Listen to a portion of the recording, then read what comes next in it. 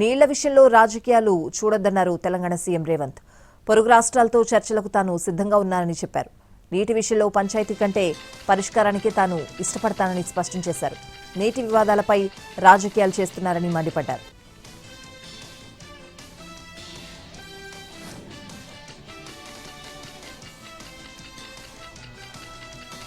నదీ పరివాహక ప్రాంతంలో చంద్రబాబు రాజధాని కడుతున్నారని వ్యాఖ్యానించారు వైసీపీ అధినేత జగన్. సుప్రీంకోర్టు ఈ వ్యవహారాన్ని పరిశీలించాలన్నారు.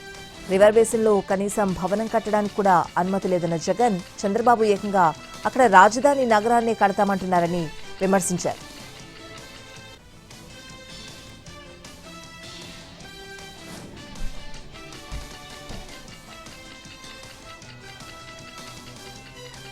పిఠాపురం పర్యటనలో ఉన్న డిప్యూటీ సీఎం పవన్ కళ్యాణ్ అక్కడి అధికారులపై సీరియస్ అయ్యారు. సొంత నియోజకవర్గంలో ఎటు చూసినా చెత్త ఉండడంతో కోపంతో రగిలిపోయారు.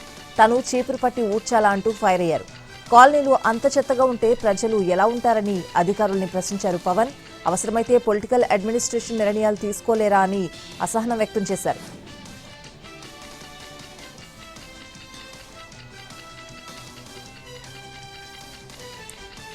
తెలంగాణ ప్రభుత్వ ఉద్యోగులకు సర్కార్ తీపి కబురు అందించింది. రాష్ట్ర ప్రభుత్వ ఉద్యోగులందరికీ 1.2 కోట్ల ప్రమాద బీమా అందించనున్నట్లు తెలిపింది. సర్కార్ నిర్ణయంతో 5,14,000 మంది ప్రభుత్వ ఉద్యోగులకు ప్రయోజనం కలగనుంది. ఈ సందర్భంగా ఉద్యోగుల సంక్షేమమే ధ్యేయంగా పనిచేస్తున్నామని అన్నారు deputy CM Bhatti Vikramarka.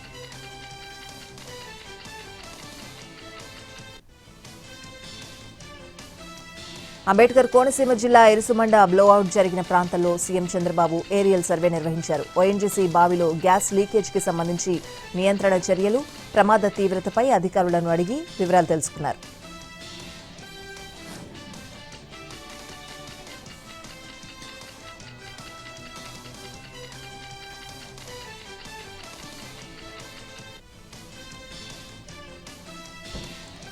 Job calendar పై బీఆర్ఎస్ నేతల మాటలు దెయ్యాలు వేదాలు వల్లించినట్లుందన్నారు మంత్రి శ్రీధర్బాబు. అందరికీ ప్రభుత్వ ఉద్యోగాల కల్పన అనేది సాధ్యం కాదన్న ఆయన ప్రైవేట్ రంగంలో జాబ్స్ ఇప్పించే ప్రయత్నం చేస్తామని మండలిలో చెప్పామన్నారు. అయితే దీనిని బీఆర్ఎస్ వక్రీకరించిందని, నిరుద్యోగులను రెచ్చగొట్టి తప్పుదారి పట్టిస్తోందని విమర్శించారు. బీఆర్ఎస్ 9 ఏళ్లలో ఒక్క ఉద్యోగము ఇవ్వలేదని కౌంటర్ ఇచ్చారు. త్వరలోనే జాబ్ క్యాలెండర్ ప్రకటిస్తామని, అర్హులైన వారికి ఉద్యోగాలు ఇస్తామని ప్రకటించారు.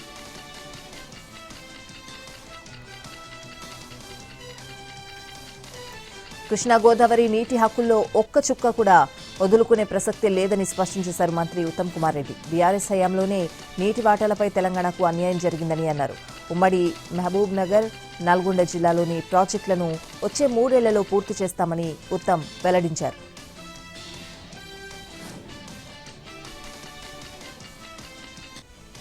ఉపాధి హామీ పథకంలో తమిళనాడు, పశ్చిమ బెంగాల్ రాష్ట్రాలు వేల కోట్లు దోచుకున్నాయని ఆరోపించారు బీజేపీ ఎంపీ లక్ష్మణ్. ప్రధాని మోడీ ఏ మంచి పని చేసినా విపక్షాలు అడ్డుపడుతున్నాయంటూ ఫైర్ అయ్యారు. పెద్ద నోట్ల రద్దు, జీఎస్టీ, ఆర్టికల్ 360 పైన ప్రతిపక్ష నాయకులు ఇలాగే గగ్గోలు పెట్టారని మండిపడ్డారు ఎంపీ లక్ష్మణ్.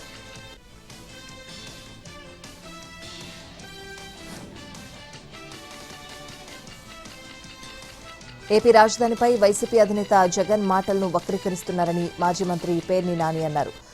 మీ సొమ్ము కాదని జనం సొమ్ము అని నదీ పరివాహక ప్రాంతాల్లో కడతారా అని ప్రశ్నించారు. మీ ఆస్తులు హైవేలపై కట్టేది రెట్టింపవడానికే కదా అంటూ కూటమి నేతలపై సీరియస్ అయ్యారు.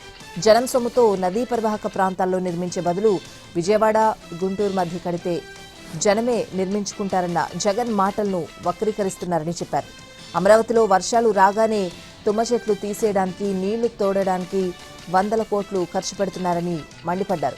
1000 కోట్లతో మిషన్లు కొనే బదులు విజయవాడ, గుంటూరు మార్గంలో నిర్మిస్తే బాగుంటుందని జగన్ అన్నారని పేర్ని నాని క్లారిటీ ఇచ్చారు.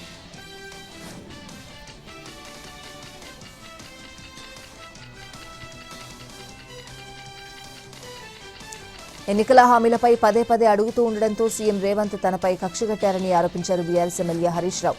సిద్దిపేట జిల్లాను తీసివేస్తానంటున్నారని, అక్రమ కేసులు పెడుతున్నారని అన్నారు. ఎన్ని కేసులు పెట్టినా ప్రభుత్వాన్ని నిలదీయడం మానే ప్రసక్తే లేదని స్పష్టం చేశారు Harish Rao.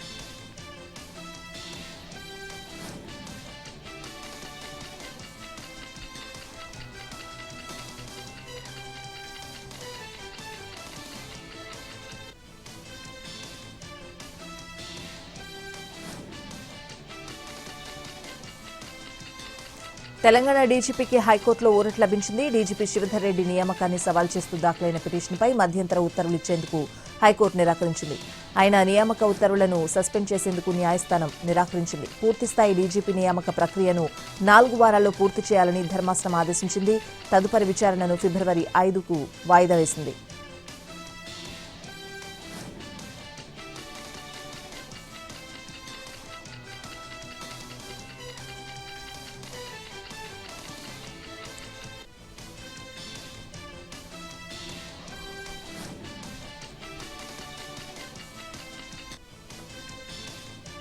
Hyderabad SB joint CP Vijay Kumar కు ప్రమాదం తప్పింది. సిద్దిపేట నుంచి హైదరాబాద్ వెళ్తూ ఉండగా రిమ్మనగూడ రోడ్డుపై మేకలు అడ్డొచ్చాయి. సడన్ బ్రేక్ వేసిన డ్రైవర్ పక్కనే ఉన్న బాలుడిని తప్పించిపోయాడు. దీంతో విజయ్ కుమార్ ప్రయాణిస్తున్న కారు కిందకు దూసుకువెళ్లింది. బాలుడికి స్వల్ప గాయాలవడంతో ఆసుపత్రికి తరలించారు. ఆ తర్వాత హైదరాబాద్ కు బయలుదేరారు విజయ్ కుమార్.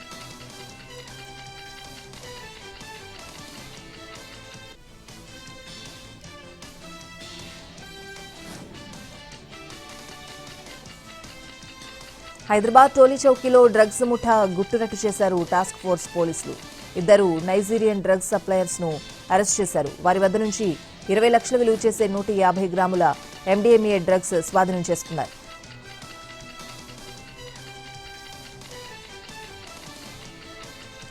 సంగారెడ్డి జిల్లా కొల్లూరులో భూ కబ్జాదారులు రెచ్చిపోయారు. 9 ఎకరాల భూమిని కబ్జా చేసేందుకు యత్నించారు. 20 మందికి పైగా ప్రైవేట్ భూమి దగ్గరకొచ్చి హంగామా సృష్టించారు. కంటైనర్లు, నేమ్ బోర్డులు, రైలింగ్ పైపులతో డీసీఎం, ట్రాలీ, ఆటోల్లో వచ్చి బీభత్సం సృష్టించారు. వాచ్మెన్లను కొట్టి ప్రహారీ గోడ కూల్చారు. సెక్యూరిటీ గార్డులను కిడ్నాప్ చేసి నార్సింగ్ వద్ద వదిలేశారు.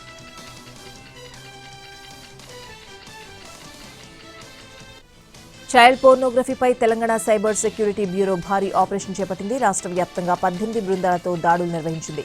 చైల్డ్ పోర్న్ వీడియోలు చూస్తున్న 24 మంది యువకులను అదుపులోకి తీసుకున్నారు. వీరంతా చైల్డ్ పోర్న్ వీడియోలను చూడడమే గాక ఇతరులకు షేర్ చేస్తున్నట్లు గుర్తించారు.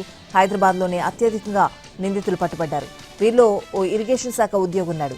అరెస్ట్ అయిన వారిలో 18 నుంచి 48 ఏళ్ల వయసు ఉన్నవారు ఉన్నారు. నంద్యాల జిల్లా డోన్లో మాజీ మంత్రి బుగ్గనకు అధికారులు షాక్ ఇచ్చారు. తిరుమల తిరుపతి దేవస్థాన కళ్యాణ మండపం పరిశీలించేందుకు వస్తున్నారని సమాచారం ఇవ్వడంతో అధికారులు గేటుకు తాళం వేసుకుని వెళ్లిపోయారు. దీంతో బుగ్గన ఫైర్ అయ్యారు. గేట్లకు తాళాలు వేసే సంస్కృతి దేశంలో ఎక్కడా లేదని, డోన్లో మాత్రమే ఉందంటూ మండిపడ్డారు. ఇలాంటి కల్చర్ మంచిది కాదని హితో పలికారు. దీన్ని ప్రజలందరూ గమనిస్తున్నారని బుగ్గన పేర్కొన్నారు.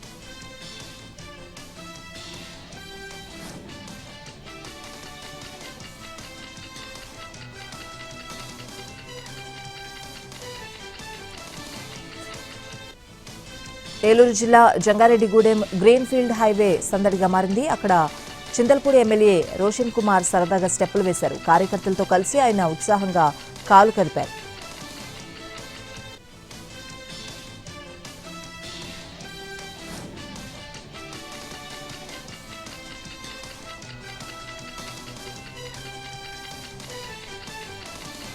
తిరుమల కల్తీ నెయ్యి కేసులో కీలక పరిణామం చోటు చేసుకుంది. కల్తీ నెయ్యిలో లంచం తీసుకున్నట్లు TTD dairy expert Vijayabhaskar Reddy ఒప్పుకున్నారు. ఈ కేసులో A34గా విజయభాస్కర్ రెడ్డి ఉన్నారు. ఆయన ముందస్తు బెయిల్ కోసం నెల్లూరు ఏసీబీ కోర్టులో పిటిషన్ వేశారు. ఈ కేసులో సిట్ తరపున అసిస్టెంట్ పీపీ జయశేఖర్ వాదనలు వినిపించారు.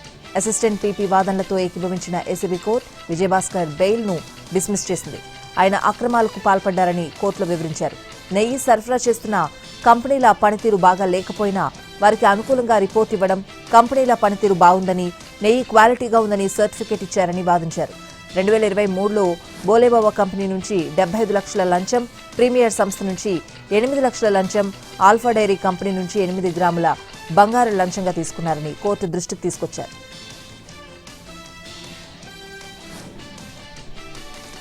బాపట్ల జిల్లాలో ఆర్టీసీ బస్సుకు పెను ప్రమాదం తప్పింది.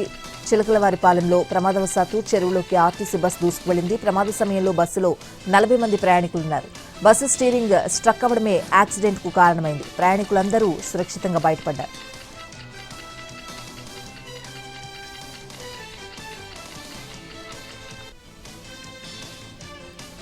ఏలూరు జిల్లా లోపూడి గ్రామంలో సంచలనం రేపిన కనకారావు కుటుంబం మిస్సింగ్ మిస్టరీ వీడింది. గ్రామ పెద్దలు వెలివేయడంతో ఫ్యామిలీతో కలిసి చనిపోతున్నామని కనకారావు సెల్ఫీ వీడియో తీసి ఈ నెల 4న అదృశ్యమయ్యాడు. పోలీసుల విచారణలో కీలక విషయాలు వెలుగులోకొచ్చాయి. గ్రామ పెద్దల ఎదుట కనకారావే మోకాళ్లపై కూర్చొని తన బంధువుతో ఫోటో తీయించి వైరల్ చేయించాడని పోలీసులు తెలిపారు. ఇందుకు సంబంధించి ఇద్దరిపై కేసులు పెడుతున్నామని చెప్పారు.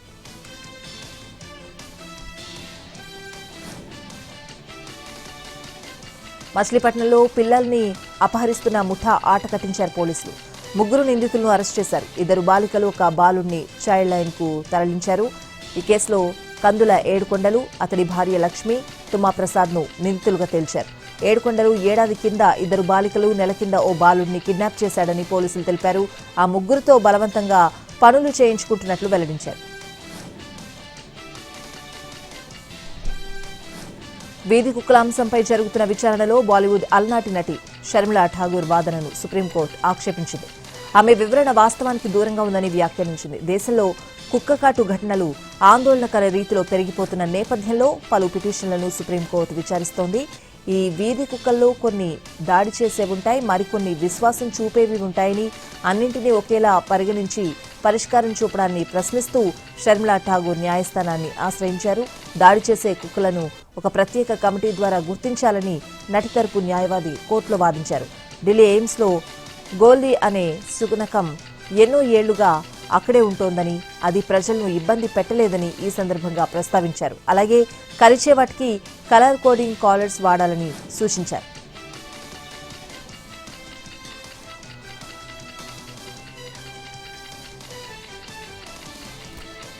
ఐపాక్పై ఈడీ రైడ్స్ కు నిరసనగా భారీ ర్యాలీ నిర్వహించారు బెంగాల్ సీఎం మమతా బెనర్జీ. కోల్కతా నగరంలో 5 కిలోమీటర్ల మేర ఆమె నిరసన ప్రదర్శన చేపట్టారు. ఈ ర్యాలీకి పెద్ద ఎత్తున జనాలు తరలివచ్చారు. తనను అడ్డగిస్తే తగిన రీతిలో స్పందిస్తానని హెచ్చరించారు దీదీ. తృణమూల్ కాంగ్రెస్ ఐటీ విభాగాధిపతిగా ఉన్న జైన్ను కేంద్ర సర్కార్ కావాలని లక్ష్యంగా చేసుకుందంటూ ఆమె విరుచుకుపడ్డారు.